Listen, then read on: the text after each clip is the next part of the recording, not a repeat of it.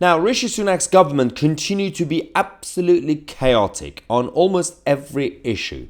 But when it comes to the border crisis and the illegal migration issue and everything else, they seem to be not just all over the place, but they seem to be wanting to lie to the general public directly and expecting us to say thank you and say, okay, we're going to vote for Rishi Sunak again. Well, not again, for the first time in the next election.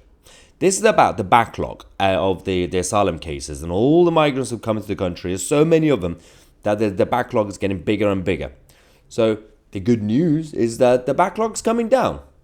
There's a big but involved. It's because over 51,000 of these cases have been approved. So the total included 77,000 final decisions, right?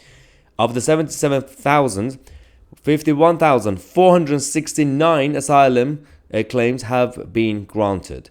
The record-breaking figure is the highest number since records began in 1984 and smashes the previous high of 33,460 back in 2002 under Tony Blair.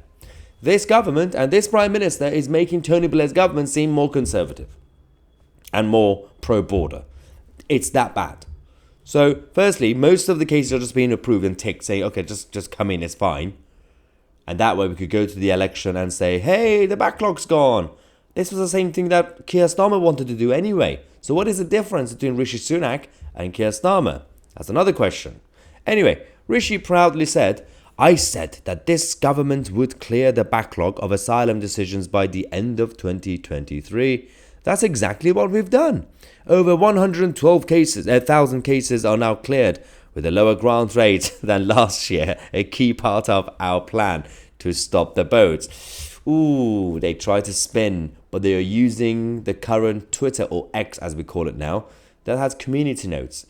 It's not going to look too good, is it? When the Home Office said the asylum legacy backlog stood at 92,000 cases in December 2022, we said we would clear it, we have.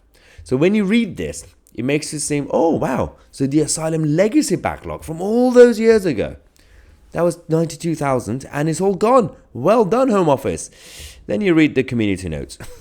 Legacy cases refer only to people in the asylum system on the 28th of June 2022, the day when the new asylum rules came into force.